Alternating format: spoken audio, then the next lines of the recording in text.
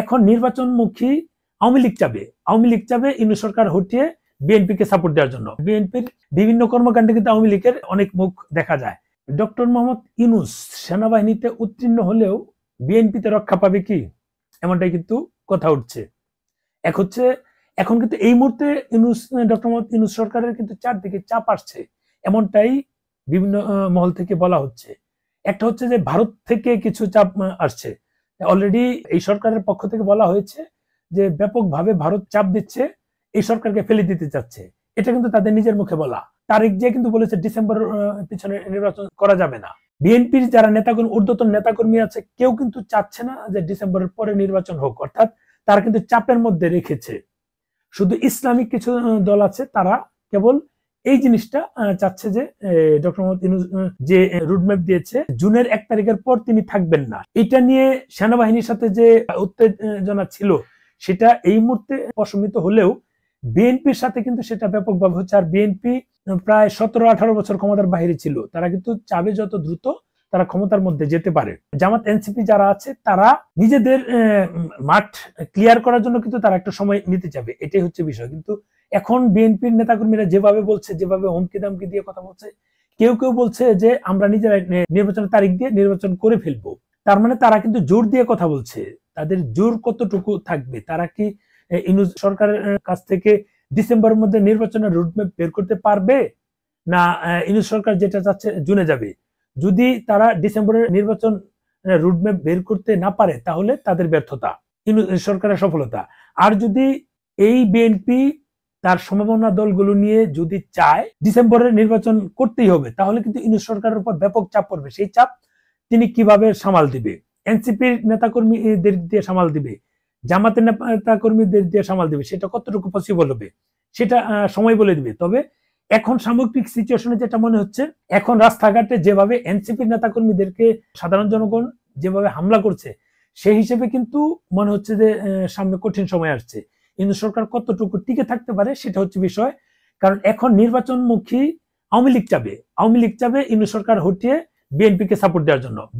বিএনপির বিভিন্ন কর্মকাণ্ডে কিন্তু আওয়ামী লীগের অনেক মুখ দেখা যায়, অনেকে গোপনে করছে, নয়তো অনেকে সামনে থেকে করছে। এগুলো কিন্তু হচ্ছে, এগুলো কিন্তু অস্বীকার করার উপায় নাই। তাছাড়া সেনাবাহিনী কিন্তু বলেই দিয়েছে যে নতুন বছরে তারা নতুন সরকার দেখতে চাচ্ছে। দেশের সার্বভৌমত্ব নিয়ে বিষয়টা যেহেতু ইউনূস সরকার ক্লিয়ার করে ফেলেছে, হজম করে ফেলেছে, ইন্টারনাল কি হচ্ছে সেটা পরের বিষয়। অনেকে এটা সন্দেহ পোষণ করছে যে তারা হয়তোবা আমেরিকার সাথে চুক্তি, গোপন চুক্তি, তারা সেটা সফল এর মধ্যে করে ফেলেছে, হয়তো আমরা জানি না, সময় হলে সেটা বোঝা যাবে। সেটা আমরা জানি, অনেকেই বলছে, অনেক রাজনীতিবিদরা বলছে, বিশেষ করে এই দেশ নিয়ে চিন্তা ভাবনা করে বা অনেক কথাবার্তা তারা যারা বলে, তাদের ক্ষেত্রে হয়তোবা এই জিনিস মনে হচ্ছে যে আমেরিকাকে হয়তোবা গোপনে সরকার এটা দিয়ে দিয়েছে। এটা হচ্ছে বিষয়। এখন বিএনপি যেভাবেই হোক, আওয়ামী লীগকে নিয়ে হোক, সামনে হয়তোবা বিএনপি বলছে যে না, আওয়ামী লীগকে সুযোগ দেওয়া যাবে না। ইন্টারনাল হয়তো আওয়ামী লীগের সাপোর্ট নিবে বা আওয়ামী লীগের বিভিন্ন লোকজন তারা নিয়েই কি এটা করছে কিনা, এটা হচ্ছে বিষয়। আবার আরেকটা বিষয় হচ্ছে যে এনসিপি, বিএনপি, জামাত, যে তিনটা দল আগস্টের সময়, জুলাই আগস্টে একত্রিত আন্দোলন করেছিল, তারা কিন্তু দুই মেরুতে চলে গিয়েছে। বিএনপি এক পাশে, এনসিপি আর জামাত কিন্তু আরেক পাশে। কারণ এই যে তাদের ভিতর যে একটা টানাপোড়েন অবস্থা আছে, এই সুযোগটা বিএনপি কিন্তু কতটুকু নিতে পারে সেটা হচ্ছে বিষয়। কারণ বিএনপির কিন্তু মোস্ট পিপল বিএনপির লোক। এখন যদি আপনি বিএনপিতে প্রচুর করাপশন হচ্ছে সেটা ঠিক আছে, কিন্তু জনগণ এখন বিএনপির বিকল্প কাউকে খুঁজে পাচ্ছে না। কারণ জামাত অথবা এনসিপি নতুন, তারা এখন নিবন্ধনই পায়নি। জামাত তারা দেশ পরিচালনা করার মতো তাদের ওই এবিলিটি হবে কিনা, এটা জনগণের মনে এখনো সন্দেহ। বিভিন্ন সংস্থার গবেষণা থেকে সেটা বোঝা যাচ্ছে বা জরিপ থেকে বোঝা যাচ্ছে। এখন বিএনপি যদি তাদের নির্বাচনের রুটম্যাপ ডিসেম্বরে দিতে বলে, তাহলে ইউনূস সরকারের জন্য চরম একটা কঠিন সময় পার করবে। তাছাড়া ভারত বিভিন্নভাবে চাপ দিচ্ছে, রাশিয়া চাপ দিচ্ছে। একই দিনে ভারত রাশিয়া দুই দেশে কিন্তু এই নির্বাচনের বিষয়ে তারা তাদের মতবাদ প্রকাশ করেছেন। যদিও বাংলাদেশ সরকার থেকে এটা বলা হয়েছে যে এটা ইন্টারনাল বিষয়, কিন্তু তারা যা দেওয়ার তো দিয়ে দিয়েছে।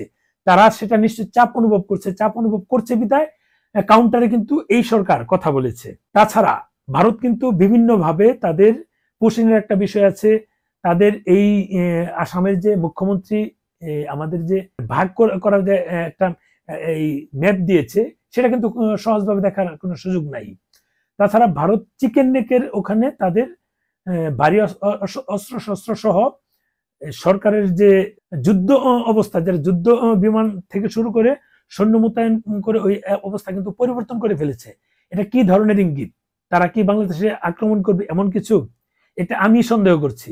তাহলে সরকার কি সেটা সন্দেহ করছে না? নিশ্চয়ই এটা একটা চাপ। আমি জাস্ট বললাম চাপটা কিভাবে অনুভূত হয়। ভারত সরকার নিশ্চয়ই এমন ভুল করবে না, কিন্তু চাপ কিন্তু অলরেডি অব্যাহত। এই চাপ সামাল দিয়ে ইউনূস সরকার কতটুকু টিকে থাকবে জুন পর্যন্ত সেটা সময় বলে দিবে।